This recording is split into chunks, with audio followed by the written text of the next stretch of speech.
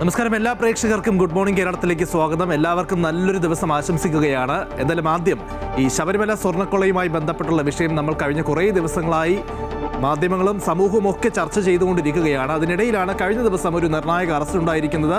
അതും തിരുവിതാംകൂർ ദേവസ്വം ബോർഡ് മുൻ അംഗം KP ശങ്കരദാസിൻ്റെതായിരുന്നു. കോടതിയുടെ വിമർശനം SIT സംഘം ഏറെ കേട്ട അല്ലെങ്കിൽ പഴികേട്ട ഒരു വ്യക്തി, അദ്ദേഹത്തെ എന്തുകൊണ്ട് അറസ്റ്റ് ചെയ്യുന്നില്ല എന്നതടക്കമുള്ള കാര്യങ്ങൾ തിങ്കളാഴ്ചയായിരുന്നു SIT സംഘത്തോട് കോടതി തന്നെ ചോദിച്ചത്. എന്തായാലും ഏറ്റവും ഒടുവിൽ അറസ്റ്റ് നടന്നു. ഇന്ന് ഈ റിമാൻഡ് നടപടികൾ നടക്കുമെന്നാണ് മനസ്സിലാക്കുന്നത്. ഒപ്പം തന്നെ അദ്ദേഹത്തെ ഇപ്പോൾ ചികിത്സയിലുള്ള ആശുപത്രിയിൽ നിന്നും തിരുവനന്തപുരം മെഡിക്കൽ കോളേജ് ആശുപത്രിയിലേക്ക് മാറ്റാനുമുള്ള സാധ്യതയുണ്ട്. മറ്റൊന്ന് നിയമസഭാ തെരഞ്ഞെടുപ്പുമായി ബന്ധപ്പെട്ടുള്ള വിഷയമാണ്.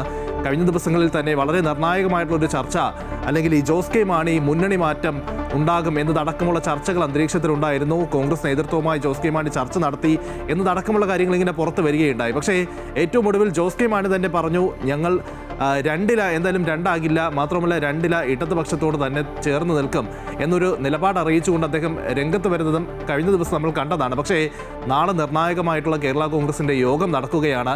ആ യോഗത്തിൽ ഇനി മറ്റെന്തെങ്കിലും അഭിപ്രായ വ്യത്യാസങ്ങൾ ഉണ്ടാകുമോ, അല്ലെങ്കിൽ അംഗങ്ങൾ തമ്മിൽ എന്തെങ്കിലും ഒരു വ്യത്യസ്ത അഭിപ്രായങ്ങൾ ഉണ്ടായി ഈ മുന്നണി മാറ്റവുമായി ബന്ധപ്പെട്ടുള്ള കാര്യങ്ങളൊക്കെ ഉണ്ടാകും എന്നൊക്കെ ഇനി അറിയേണ്ടതുണ്ട്. അതുമാത്രവുമല്ല, ഈ തെരഞ്ഞെടുപ്പ് വിശേഷങ്ങൾ മാറ്റിവെച്ചാൽ തമിഴ്നാട്ടിലേക്ക് നമ്മൾ പോവുകയാണെങ്കിൽ ഇളയ ദളപതി അല്ലെങ്കിൽ വിജയ ആരാധകരുടെ വലിയൊരു ആഗ്രഹമായിരുന്നു ഈ ജനനായകൻ ചിത്രം അല്ലെങ്കിൽ പെട്ടെന്ന് തന്നെ റിലീസ് ചെയ്യണമെന്ന്. അതിങ്ങനെ നീണ്ടു പോവുകയാണ്.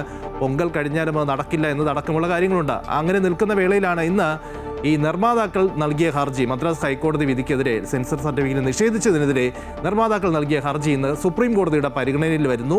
കോടതി എന്ത് നിരീക്ഷണം നടത്തും, അല്ലെങ്കിൽ ഏത് തരത്തിലുള്ള ഒരു വിലയിരുത്തലായിരിക്കും സുപ്രീം കോടതിയുടെ ഭാഗത്ത് നിന്ന് വരുന്നത് എന്നത് ഇന്ന് നമുക്ക് അറിയാൻ സാധിക്കും. ഇനി ഈ രാഷ്ട്രീയ വാർത്തകളൊക്കെ തന്നെ മാറ്റിവെച്ചാൽ എല്ലാവരും, അതായത് കലാകേരളം, നമ്മുടെ എല്ലാ സാംസ്കാരിക കേരളം കാതോർത്തിരിക്കുന്നത്, അറിയാനായിട്ട് ആകാംക്ഷയോടെ ഇരിക്കുന്നത് ഈ ശക്തൻ്റെ തട്ടകത്തിൽ നിന്നുള്ള കലാമാമാങ്കത്തിൻ്റെ വിശേഷങ്ങൾ തന്നെയാണ്. എന്തായാലും കഴിഞ്ഞ ദിവസം ഈ കലാമേളയുടെ കാഹളം മുഴങ്ങി. അതുമുതൽക്ക് തന്നെ സാംസ്കാരിക കേരളത്തിൻ്റെ കണ്ണും ചെവിയും എല്ലാം കൂർപ്പിച്ച് എല്ലാവരും തൃശ്ശൂരിലേക്ക് നോക്കി നിൽക്കുകയാണ്. ആവേശവും പോരാട്ട വീര്യവും ഒട്ടും തന്നെ ചോരുന്നില്ല. ഈ കുട്ടി കലാകാരന്മാർ ഇങ്ങനെ കളം നിറയുമ്പോൾ പോയിന്റ് നിലയിലുള്ള ഒരു വ്യത്യാസം നമ്മൾ കാണേണ്ടതുണ്ട്. കോഴിക്കോടും കണ്ണൂരും തമ്മിൽ വലിയ ആവേശ പോരാട്ടം തുടരുകയാണ്.